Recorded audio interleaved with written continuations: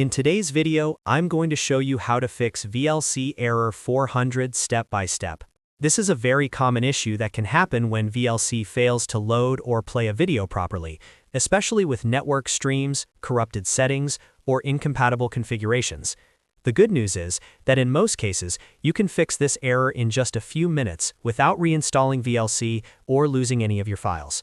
I'll walk you through multiple proven methods, starting with the easiest and most common fix, and moving on to advanced options if needed. If this video helps you out, make sure to hit the like button and subscribe to the channel for more quick and easy software fixes. Alright, let's jump straight into it. The first and most common method is resetting VLC preferences.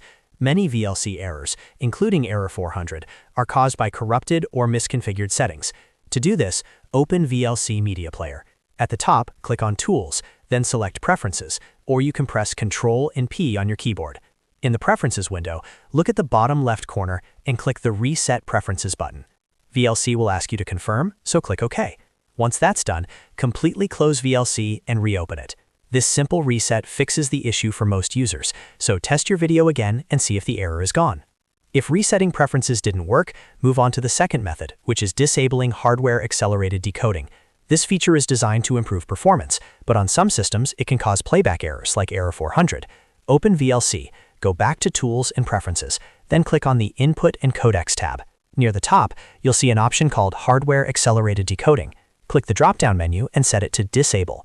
After that, click Save, close VLC completely, and restart it. Try playing the video again and check if the problem is resolved. The third method is changing the video output module. Sometimes VLC selects a video output mode that isn't fully compatible with your graphics driver or system. To change this, open VLC, go to Tools, then Preferences, and click on the Video tab. Look for the Output section. From the drop-down menu, try selecting a different output module, such as openGL video output or DirectX video output if you're on Windows. Click Save, restart VLC, and test your video again. You may need to try more than one output option to find the one that works best on your system. If the error still appears, the next step is to check for VLC updates. Older versions of VLC can have bugs or compatibility issues that cause error 400. Open VLC, click on the Help menu, and select Check for Updates. If an update is available, install it and restart VLC once the update is complete.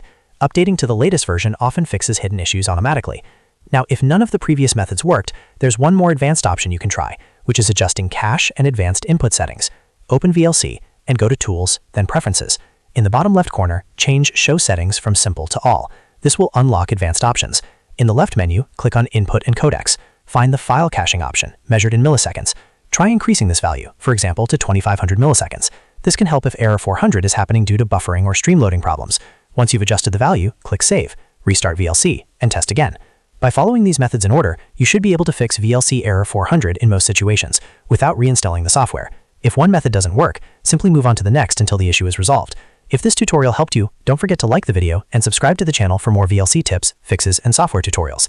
Thanks for watching, and I'll see you in the next video.